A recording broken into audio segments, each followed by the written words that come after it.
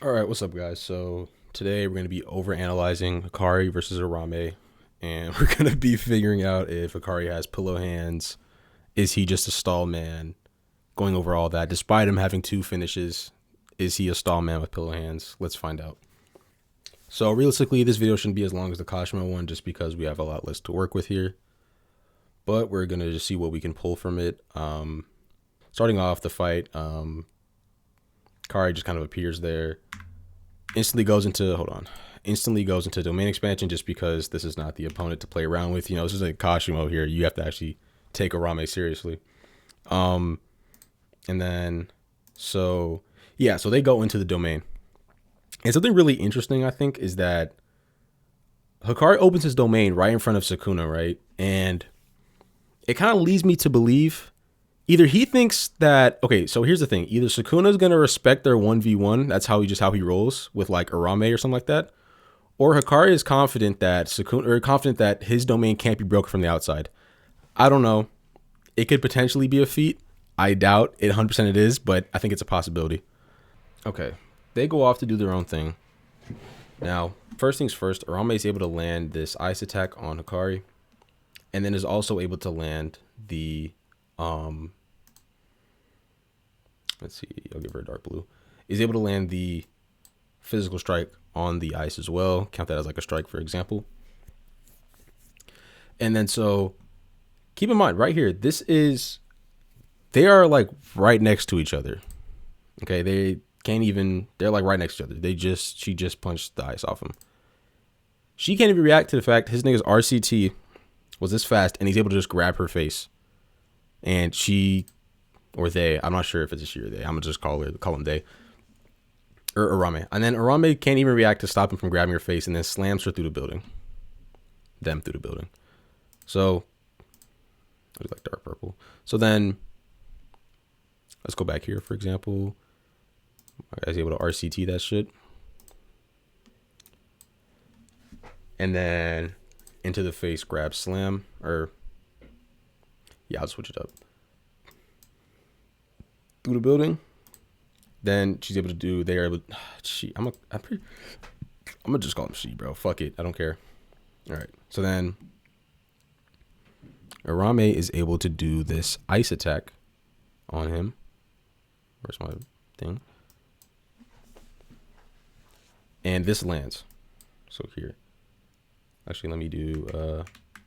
Just to keep it simple. It lands over here. And then in this panel specifically, Uraume basically states that his generative speed is incredible. And in that nothing else he surpasses. Damn. That and nothing else he surpasses even Sukuna and Satoru Gojo. So he's just saying all he has is a super fast RCT. Holy shit. Anyway. Okay, so they're able to get this attack off on him. And then he just tanks that shit and fucking RCTs and RCTs. I think, what am I using for this? Yeah, he RCTs and then lands a physical strike right here that they couldn't block. Uraume couldn't block. So they could either just be off guard or physically they're just not fast enough to react. And then, let's see. Yeah, so that lads into another kick. They basically grab him and then he just kicks them. So would this count as like a freaking, let me check real quick. Yeah, so does this count as like a grab? I don't know. Because, okay, so she is able to grab his leg to then break it off. But, yeah, sure. I'll count as both. So then, but that leads to a Hakari RCT and kick. So they're kind of going back and forth for right now. But overall, I think it's fair to say he's pretty dominant when it comes to the hand-to-hand. And all Uraume can really do is try to keep the distance by using long-range attacks. Because if they get in close, he's just going to keep beating her ass. So they're going to have to really find a way to, like, basically keep him at bay and then try to get as much attacks off him as possible. What's going on here? Oh, right. Okay, so I think he basically kicks her through all these buildings. And then quick little intermission. This is me editing. But to sum up their little hand-to-hand exchange we see in the beginning, Hakari lands 4 strikes on Uraume and has to use RCT 3 times. Uraume lands 3 ice attacks and then 2 hand strikes. So like the grab to break his leg and then the strike to, break his arm off, I believe. So in their first little interaction, Hakari obviously dominates in the hand-to-hand department, just like regular hand-to-hand. And then Uraume dominates in the mixing of their technique as well as the hand-to-hand as well. So take that as you will, and you can come to your own conclusion from that information. So they're kind of going back and forth for right now. But overall, I think it's fair to say he's pretty dominant when it comes to the hand-to-hand. And all Uraume can really do is try to keep the distance by using long-range attacks, because if they get in close, he's just going to keep beating your ass. So they're going to have to really find a way to like basically keep him at bay and then try to get as much attacks off him as possible. What's going on here? Oh, right. Okay, so I think he basically kicks her through all these buildings. And then this goes into Uraume's kind of speech about how kind of sort of almost glazing the car in a way.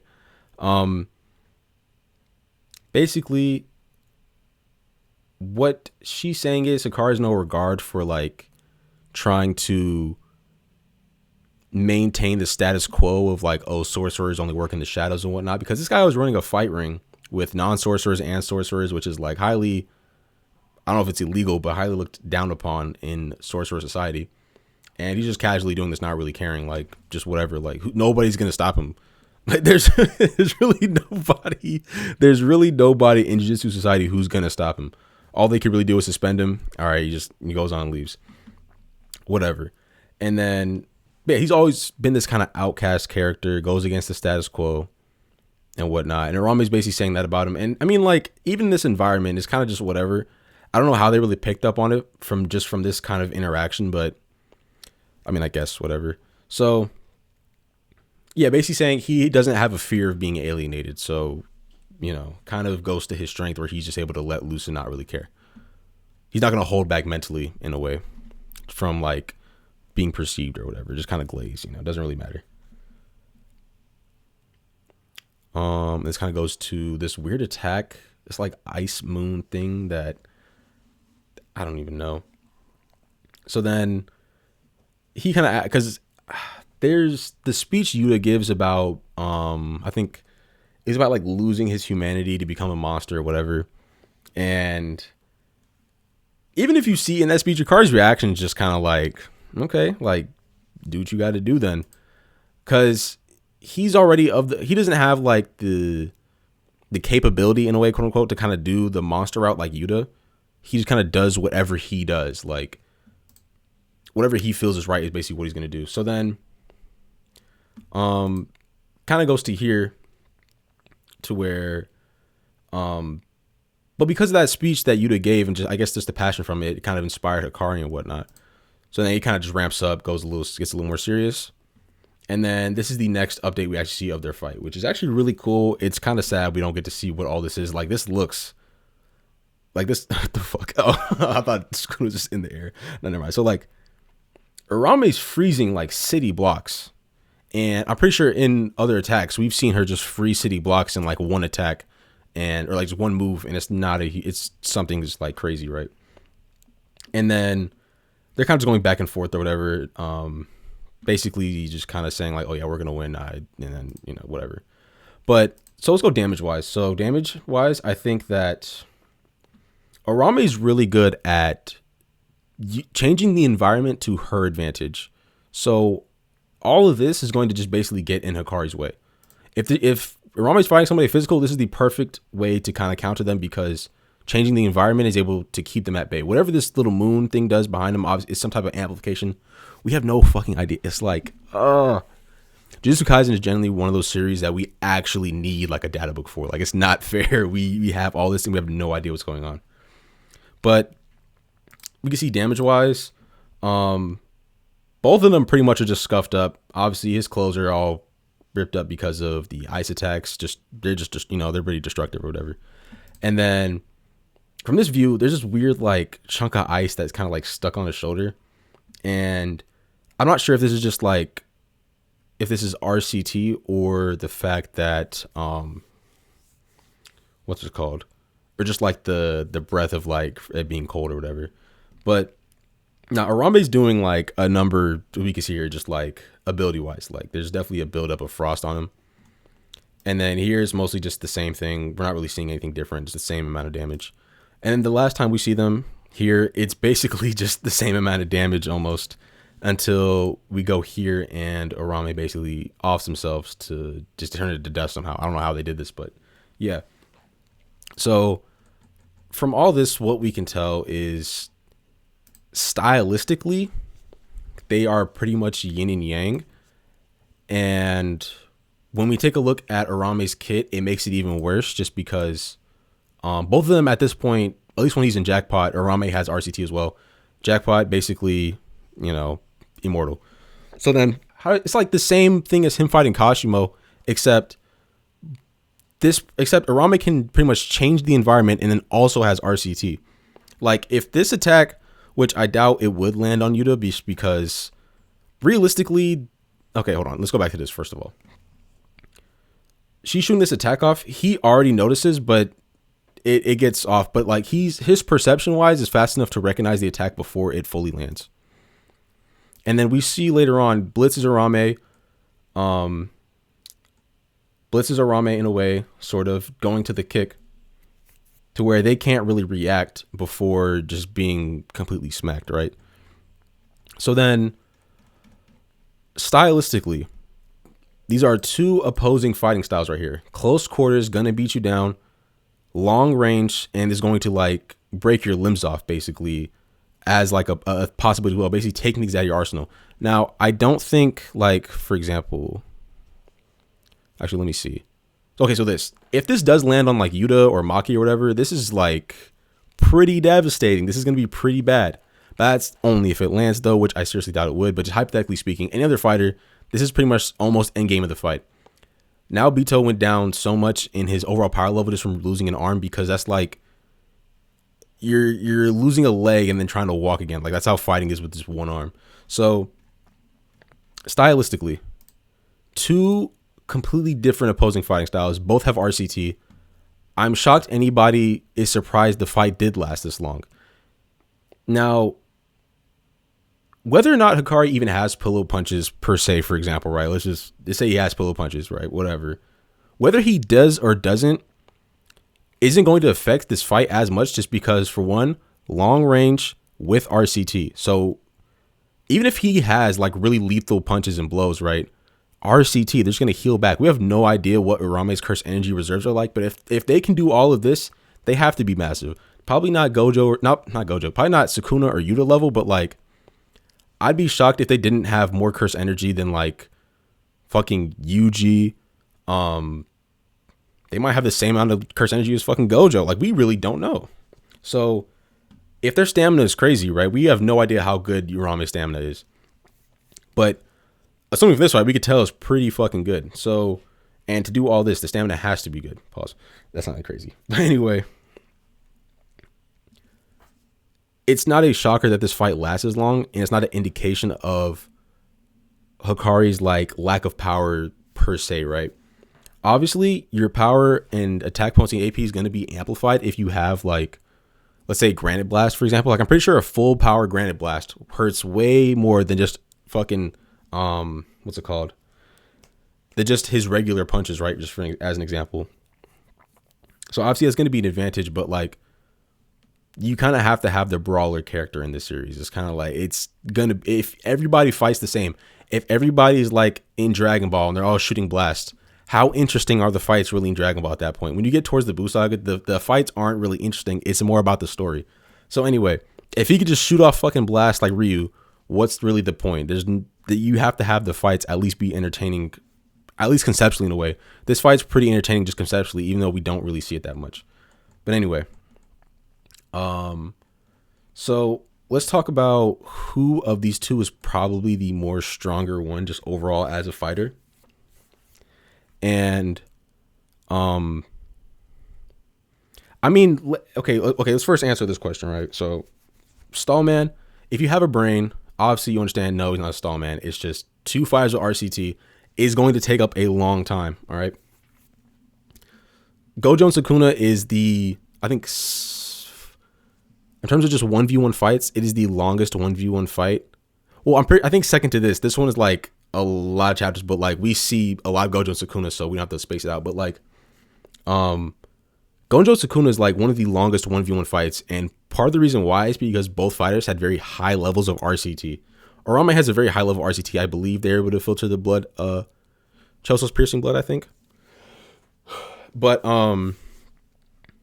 yeah, so like bare minimum above average RCT user, best RCT. If Hakari's a Stallman, so is Uraume, because Uraume cannot kill him. All right, and overall, I would just say that I think. Personally, I'm going to say my go always, all right? Especially when it comes to like Uraume, I think Hakari is stronger than Uraume. And part of the reason why is because when you look at their fights later on, what was Uraume doing in the domain to where they couldn't kill a base Hakari, right? Like, what's really going on? And that leads me to believe this was just him just tanking the attack just because if Hakari can just pause, if Hakari can just let you unload your curse techniques and waste as much energy as possible, that is a bonus for him, right? Because him beating you down, making you waste curse energy, when all of this amounts to nothing, in the next panel, he has his arm back with no loss of curse energy. Like, that's an insane advantage to have over somebody in a fight. So, the more techniques Uraume uses, the worse it becomes for them. Obviously, we don't know how much good their stamina is, but regardless, if we know at this point they can't put Hakari down, if they just had to keep fighting, eventually they're gonna run out of curse energy. They don't have the 6 eyes. They're not notably efficient, like to be mentioned by the author or anything like that. Eventually they would run out of curse energy. They're not, they don't, not on that level. So overall, Hakari, in my opinion, would have to be over Uraume, but it is a thing. And I've made videos on Hakari before where I said he kind of needs something a little extra in his kit, just when it comes to damage wise, because at the end of the day, punches aren't going to be enough. By the end of JJK, UG has a lot more in his kit than punches that can help put people down. But regardless of any of that, still strong regardless as it is. Even at the end of JJK, he's still stronger than UG. But that's if you have a overwhelming advantage physically in a fight. And in this fight, while I do think he has the advantage overall when it comes to just the physicals, I think he's stronger and faster. The gap is not wide enough to where Uraume's RCT cannot make up for any of the damage he's doing up until they just run out of stamina and he's able to just completely beat them down or whatever like that. So that's kind of the reason why this fight doesn't just get over with like as, whatever people are expecting and whatnot, right? So,